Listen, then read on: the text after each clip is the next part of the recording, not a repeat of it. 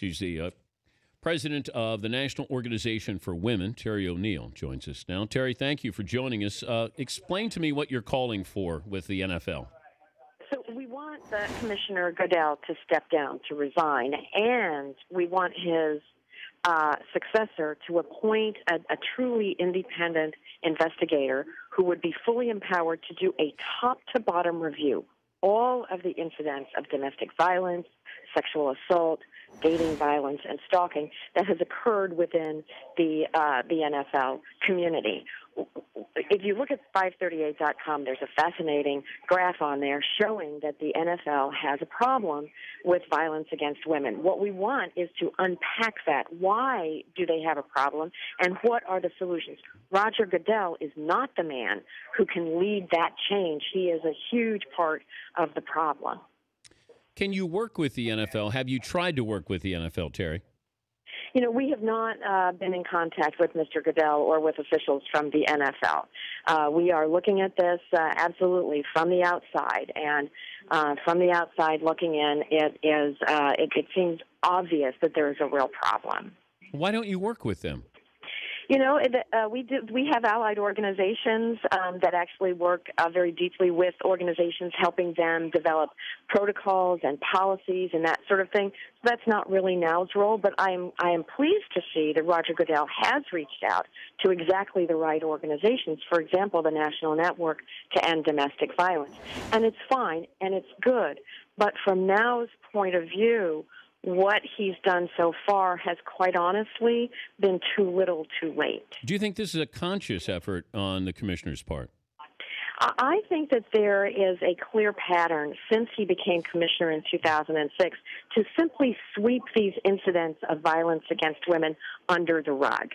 The idea is he clearly, I'm sure he's a good man, clearly he doesn't want these incidents to happen. But when they do happen, I believe that the NFL executives, including Roger Goodell, are far more concerned with image than with a good response to the incident when it happens. What steps are you prepared to take?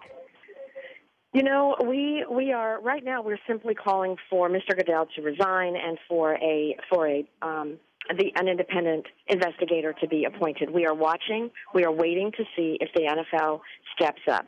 I think that I'm not sure what now needs to do. I mean, we're going to be deciding what we need to do as we go. We are in this for the long haul.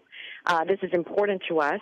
But frankly, I think NFL fans and I hope NFL owners are going to begin to really pay attention to the violence against women problem that pervades the NFL. They're going to take a step back and try to start teasing out the reasons for that and addressing what would be real solutions to change the culture of the NFL.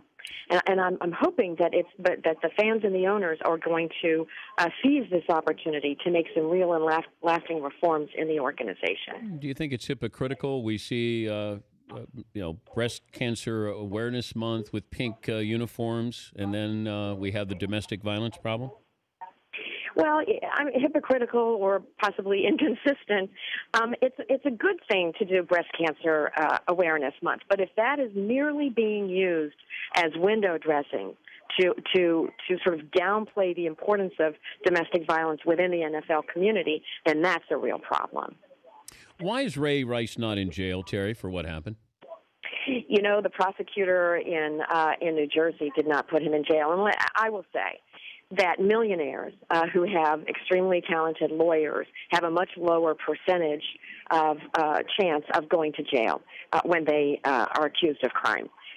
That is something that actually is true across the NFL. These guys are millionaires. They have extremely good representation. They're less likely to pay the same price for a crime that others are. Terry, thank you for joining us. Thank you so much for having me. Terry O'Neill, National Organization for Women, the president.